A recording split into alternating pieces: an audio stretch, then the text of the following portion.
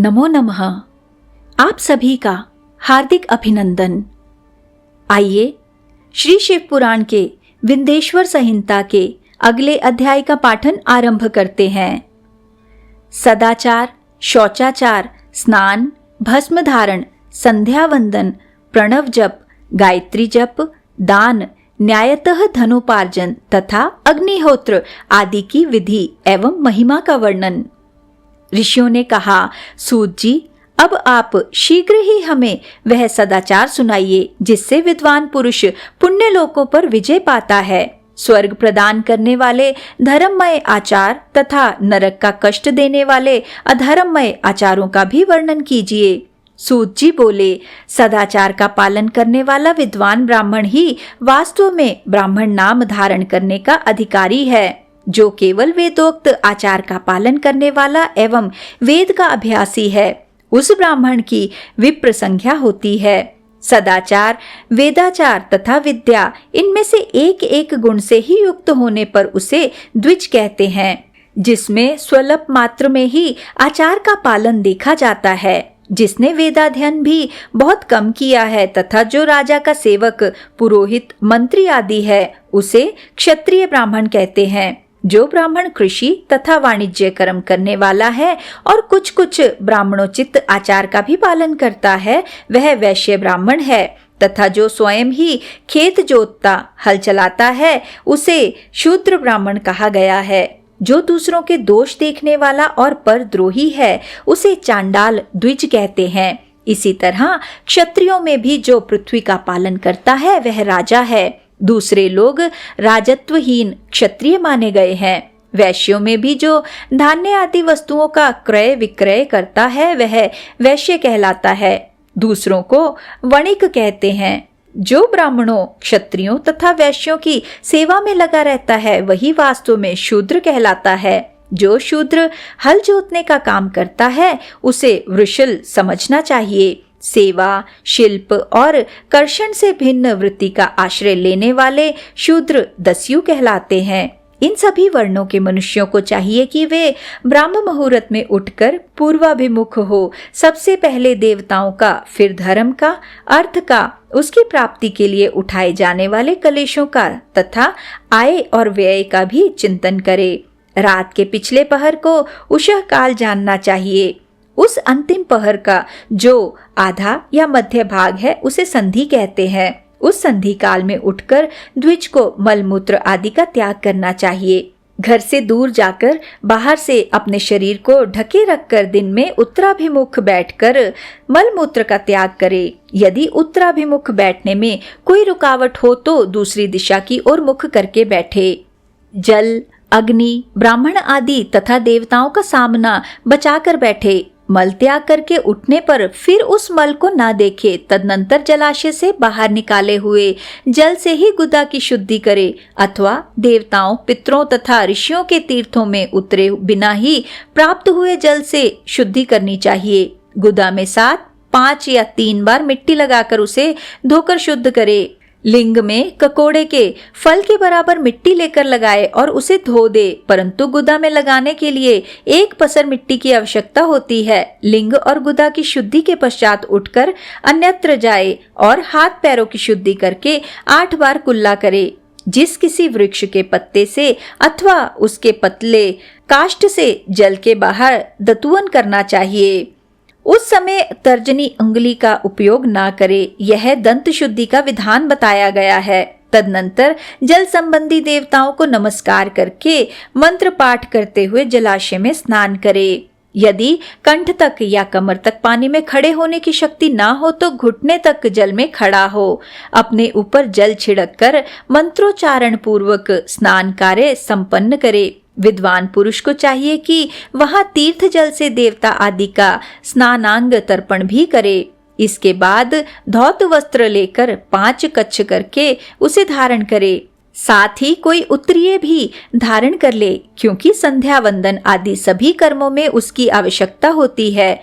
नदी आदि तीर्थों में स्नान करने पर स्नान संबंधी उतारे हुए वस्त्र को वहां ना धोए। स्नान के पश्चात विद्वान पुरुष भीगे हुए उस वस्त्र को बावड़ी में, कुएं के पास अथवा घर आदि में ले जाए और वहां पत्थर पर, लकड़ी आदि पर, जल में या स्थल में अच्छी तरह धोए। उस वस्त्र को निचोड़े। द्विजो, वस्त्र को निचोड़ने से जो जल गिरता है वह एक श्रेणी के पितरों की तृप्ति के लिए होता है। इसके बाद जाबाली उपनिषद में बताए गए अग्निरीति मंत्र से भस्म लेकर उसके द्वारा त्रिपुंड लगाए।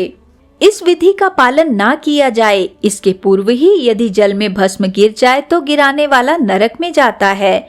आपो ही ष्ठा इत्यादि मंत्र से पाप शांति के लिए सिर पर जल छिड़के तथा यस्य क्षयाय इस मंत्र को पढ़कर पैर पर जल छिड़के, इसे संधि प्रोक्षण कहते हैं।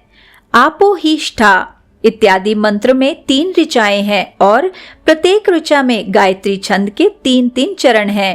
इनमें से प्रथम ऋचा के 3 चरणों का पाठ करते हुए क्रमशः पैर, मस्तक और हृदय में जल छिड़के। दूसरी ऋचा के 3 चरणों को पढ़कर क्रमशः मस्तक, हृदय और पैर में जल छिड़के तथा तीसरी ऋचा के 3 चरणों का पाठ करते हुए क्रमशः हृदय, पैर और मस्तक का जल से प्रोक्षण करे। इसे विद्वान पुरुष मंत्र स्नान मानते हैं।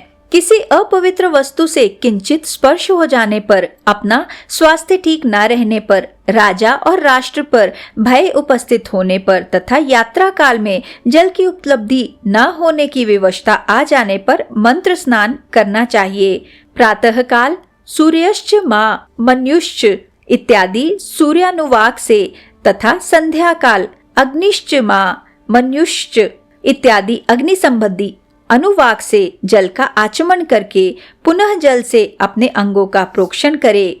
मध्याह्न काल में भी आपह पुनंतु इस मंत्र से आचमन करके पूर्ववत प्रोक्षण या मार्जन करना चाहिए। प्रातः काल की संध्योपासना में गायत्री मंत्र का जप करके 3 बार ऊपर की ओर सूर्य देव को अर्घ्य देना चाहिए। ब्राह्मणों, मध्याह्न काल में गायत्री मंत्र के उच्चारण पूर्वक सूर्य को एक ही अर्घ्य देना चाहिए। फिर सायंकाल आने पर पश्चिम की ओर मुख करके बैठ जाए और पृथ्वी पर ही सूर्य के लिए अर्घ्य दे, ऊपर की ओर नहीं। प्रातः काल और मध्याह्न के समय अंजलि में अर्घ्य जल लेकर अंगुलियों की ओर से सूर्य देव के लिए अर्घ्य दे। फिर अंगुलियों के छिद्र से ढलते हुए सूर्य को देखे तथा उनके लिए स्वतः प्रदक्षिणा करके शुद्ध आचमन करे। सायंकाल में सूर्यास्त से 2 घड़ी पहले की हुई संध्या निष्फल होती है, क्योंकि वह सायं संध्या का समय नहीं है। ठीक समय पर संध्या करनी चाहिए, ऐसी शास्त्र की आज्ञा है। यदि संध्योपासना किए बिना दिन बीत जाए तो प्रत्येक समय के लिए क्रमशः प्रायश्चित करना चाहिए। यदि एक दिन बीते तो प्रत्येक बीते हुए संध्या काल के लिए नित्य नियम के अतिरिक्त 100 गायत्री मंत्र का अधिक जप करे। यदि नित्य कर्म के लुप्त हुए 10 दिन से अधिक बीत जाए तो उसके प्रायश्चित रूप में 1 लाख गायत्री का जप करना चाहिए। यदि 1 मास तक नित्य कर्म छूट जाए तो पुनः अपना उपनयन संस्कार कराए। अर्थ सिद्धि के लिए ईश, गौरी, कार्तिकेय, विष्णु, ब्रह्मा, चंद्रमा और यम का तथा ऐसे ही अन्य देवताओं का भी शुद्ध जल से तर्पण करे। फिर तर्पण कर्म को ब्रह्म तर्पण करके शुद्ध आचमन करे। तीर्थ के दक्षिण प्रशस्त मठ में, मंत्रालय में, देवालय में, घर में अथवा अन्य किसी नियत स्थान में आसन पर स्थिरता पूर्वक बैठकर विद्वान पुरुष अपनी बुद्धि को स्थिर करे और संपूर्ण देवताओं को नमस्कार करके पहले प्रणव का जप करने के पश्चात गायत्री मंत्र की आवृत्ति करे। प्रणव के अ, उ और ओम इन तीनों अक्षरों से जीव और ब्रह्म की एकता का प्रतिपादन होता है। इस बात को जानकर प्रणव ओम का जप करना चाहिए। जप काल में यह भावना करनी चाहिए कि हम तीनों लोकों की सृष्टि करने वाले ब्रह्मा, पालन करने वाले विष्णु तथा संहार करने वाले रुद्र की जो स्वयं प्रकाश चिन्मय है उपासना करते हैं। यह ब्रह्म स्वरूप ओंकार हमारी कामेंद्रियों और ज्ञानेंद्रियों की वृत्तियों को, मन की वृत्तियों को तथा बुद्धि वृत्तियों को सदा भोग और मोक्ष प्रदान करने वाले धर्म एवं ज्ञान की ओर प्रेरित करे। प्रणव के इस अर्थ का बुद्धि के द्वारा चिंतन करता हुआ जो इसका जप करता है वह निश्चय ही ब्रह्म को प्राप्त कर लेता है, अथवा अर्थानुसंधान के बिना भी प्रणव का नित्य जप करना चाहिए। इससे ब्राह्मणत्व की पूर्ति होती है। ब्राह्मणत्व की पूर्ति के लिए श्रेष्ठ ब्राह्मण को प्रतिदिन प्रातःकाल 1000 गायत्री मंत्र का जप करना चाहिए। मध्याह्न काल में 100 बार और सायंकाल में 28 बार जप की विधि है। अन्य वर्ण के लोगों को अर्थात क्षत्रिय और वैश्य को तीनों संध्याओं के समय यथासाध्य गायत्री जप करना चाहिए। शरीर के भीतर मूलाधार, स्वाधिष्ठान, मणिपुर, अनाहत, आज्ञा और सहस्त्रार ये 6 चक्र हैं।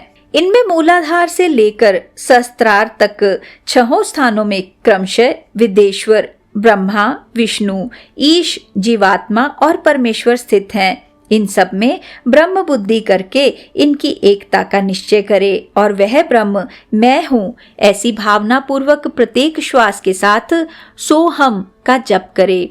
उन्हीं विदेश्वर आदि की ब्रह्मरंध्र आदि में तथा इस शरीर के बाहर भी भावना करे। प्रकृति के विकारभूत महतत्व से लेकर पंचभूत पर्यंत तत्वों से बना हुआ जो शरीर है, ऐसे सहस्त्रों शरीरों का एक एक अजपा गायत्री के जप से एक एक के क्रम से अतिक्रमण करके जीव को धीरे धीरे परमात्मा से संयुक्त करे। यह जप का तत्व बताया गया है। 100 अथवा 28 मंत्रों के जप से उतने ही शरीरों का अतिक्रमण होता है। इस प्रकार जो मंत्रों का जप है, इसी को आदि क्रम से वास्तविक जप जानना चाहिए। 1000 बार किया हुआ जप ब्रह्मलोक प्रदान करने वाला होता है, ऐसा जानना चाहिए। 100 बार किया हुआ जप इंद्रपद की प्राप्ति कराने वाला माना गया है। ब्राह्मणेतर पुरुष आत्मरक्षा के लिए जो स्वल्प मात्रा में जप करता है, वह ब्राह्मण के कुल में जन्म लेता है। प्रतिदिन सूर्योपस्थान करके उपयुक्त रूप से जप का अनुष्ठान करना चाहिए। 12 लाख गायत्री का जप करने वाला पुरुष पूर्ण रूप से ब्राह्मण कहा गया है। जिस ब्राह्मण ने 1 लाख गायत्री का भी जप ना किया हो, उसे वैदिक कार्य में ना लगाए। 70 वर्ष की अवस्था तक नियम पालन पूर्वक कार्य करे। इसके बाद गृह त्याग कर संन्यास ले ले। परिव्राजक या सन्यासी पुरुष नित्य प्रातः काल 12,000 प्रणव का जप करे। यदि एक दिन इस नियम का उल्लंघन हो जाए तो दूसरे दिन उसके बदले में उतना मंत्र और अधिक जपना चाहिए और सदा इस प्रकार जप को चलाने का प्रयत्न करना चाहिए। यदि क्रमशः 1 मास आदि का उल्लंघन हो गया तो 1.5 लाख जप करके इसका प्रायश्चित करना चाहिए। इससे अधिक समय तक नियम का उल्लंघन हो जाए तो पुनः नए सिरे से गुरु से नियम ग्रहण करे। ऐसा करने से दोषों की शांति होती है, अन्यथा वह रौरव नरक में जाता है। जो सकाम भावना से युक्त गृहस्थ ब्राह्मण है, उसी को धर्म तथा अर्थ के लिए यत्न करना चाहिए। मुमुक्षु ब्राह्मण को तो सदा ज्ञान का ही अभ्यास करना चाहिए। धर्म से अर्थ की प्राप्ति होती है, अर्थ से भोग सुलभ होता है, फिर उस भोग से वैराग्य की संभावना होती है। धर्म पूर्वक उपार्जित धन से जो भोग प्राप्त होता है, उससे एक दिन अवश्य वैराग्य का उदय होता है। धर्म के विपरीत अधर्म से उपार्जित हुए धन के द्वारा जो भोग प्राप्त होता है, उससे भोगों के प्रति आसक्ति उत्पन्न होती है। मनुष्य धर्म से धन पाता है, तपस्या से उसे दिव्य रूप की प्राप्ति होती है। कामनाओं का त्याग करने वाले पुरुष के अंतःकरण की शुद्धि होती है, उस शुद्धि के ज्ञान का उदय होता है, इसमें संशय नहीं है। सत्ययुग आदि में तप को ही प्रशस्त कहा गया है, किंतु कलियुग में द्रव्य साध्य धर्म, दान आदि अच्छा माना गया है। सत्य युग में ध्यान से, त्रेता में तपस्या से और द्वापर में यज्ञ करने से ज्ञान की सिद्धि होती है, परंतु कलियुग में प्रतिमा भगवत विग्रह की पूजा से ज्ञान लाभ होता है। अधर्म हिंसा दुख रूप है और धर्म सुख रूप है। अधर्म से मनुष्य दुख पाता है और धर्म से वह सुख एवं अभ्युदय का भागी होता है। दुराचार से दुख प्राप्त होता है और सदाचार से सुख। अतः भोग और मोक्ष की सिद्धि के लिए धर्म का उपार्जन करना चाहिए। जिसके घर में कम से कम 4 मनुष्य हैं, ऐसे कुटुंबी ब्राह्मण को जो 100 वर्ष के लिए जीविका जीवन निर्वाह की सामग्री देता है, उसके लिए वह दान ब्रह्मलोक की प्राप्ति कराने वाला होता है। 1 सहस्त्र चांद्रायण व्रत का अनुष्ठान ब्रह्मलोकदायक माना गया है। जो क्षत्रिय 1 सहस्त्र कुटुंब को जीविका और आवास देता है, उसका वह कर्म इंद्रलोक की प्राप्ति कराने वाला होता है। 10,000 कुटुंबों को दिया हुआ आश्रय दान ब्रह्मलोक प्रदान करता है। दाता पुरुष जिस देवता को सामने रखकर दान करता है, अर्थात वह दान के द्वारा जिस देवता को प्रसन्न करना चाहता है, उसी का लोक उसे प्राप्त होता है। यह बात वेद वेत्ता पुरुष अच्छी तरह जानते हैं। धनहीन पुरुष सदा तपस्या का उपार्जन करे, क्योंकि तपस्या और तीर्थ सेवन से अक्षय सुख पाकर मनुष्य उसका उपभोग करता है। अब मैं न्यायतः धन के उपार्जन की विधि बता रहा हूँ। ब्राह्मण को चाहिए कि वह सदा सावधान रहकर विशुद्ध प्रतिग्रह, दान ग्रहण तथा याजन यज्ञ कराने आदि से धन का अर्जन करे। वह इसके लिए कहीं दीनता ना दिखाए और ना अत्यंत कलेशदायक कर्म ही करे। क्षत्रिय बाहुबल से धन का उपार्जन करे और वैश्य कृषि एवं गोरक्षा से। न्यायोपार्जित धन का दान करने से दाता को ज्ञान की सिद्धि प्राप्त होती है। ज्ञान सिद्धि द्वारा सब पुरुषों को गुरु कृपा मोक्ष सिद्धि सुलभ होती है। मोक्ष से स्वरूप की सिद्धि ब्रह्म रूप से स्थिति प्राप्त होती है, जिससे मुक्त पुरुष परमानंद का अनुभव करता है। गृहस्थ पुरुष को चाहिए कि वह धन धान्य आदि सब वस्तुओं का दान करे। वह तृषा निवृत्ति के लिए जल तथा क्षुधा रूपी रोग की शांति के लिए सदा अन्न का दान करे। खेत, धान्य, कच्चा अन्न तथा भक्ष्य भोज्य, लेय और चोष्य, ये 4 प्रकार के सिद्ध अन्न दान करने चाहिए। जिसके अन्न को खाकर मनुष्य जब तक कथा श्रवण आदि सधर्म का पालन करता है, उतने समय तक उसके किए हुए पुण्य फल का आधा भाग दाता को मिल जाता है। इसमें संशय नहीं है। दान लेने वाला पुरुष दान में प्राप्त हुई वस्तु का दान तथा तपस्या करके अपने प्रतिग्रह जनित पाप की शुद्धि कर ले, अन्यथा उसे रौरव नरक में गिरना पड़ता है। अपने धन के 3 भाग करे। 1 भाग धर्म के लिए, दूसरा भाग वृद्धि के लिए और तीसरा भाग अपने उपभोग के लिए।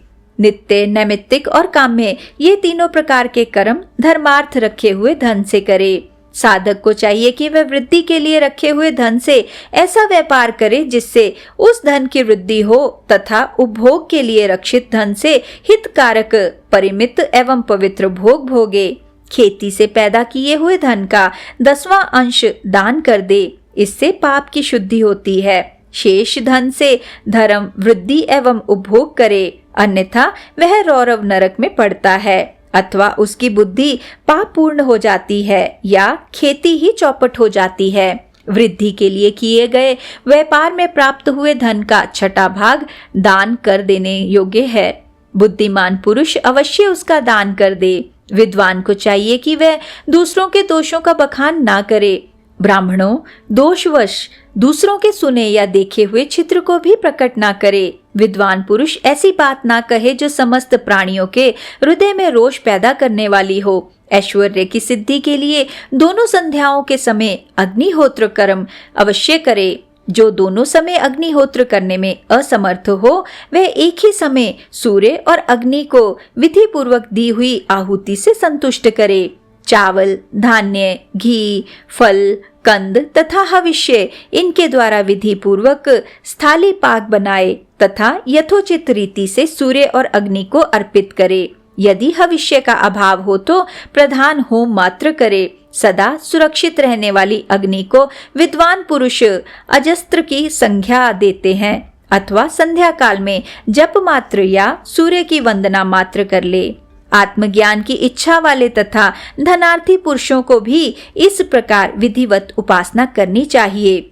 जो सदा ब्रह्म यज्ञ में तत्पर होते हैं, देवताओं की पूजा में लगे रहते हैं, नित्य अग्नि पूजा एवं गुरु पूजा में अनुरक्त होते हैं तथा ब्राह्मणों को तृप्त किया करते हैं, वे सब लोग स्वर्गलोक के भागी होते हैं। इसी के साथ आज के इस सुंदर पाठन को हम यहीं पर विराम देते हैं और अगले अध्याय के पाठन के लिए हमारे साथ फिर से जुड़िएगा। आइए शिवजी के इस सुंदर मंत्र से आज के पाठन का समापन करते हैं। ओम नमः शिवाय। ओम नमः शिवाय। ओम नमः शिवाय। ओम नमः शिवाय। ओम नमः शिवाय। ओम नमः शिवाय। ओम नमः शिवाय। धन्यवाद।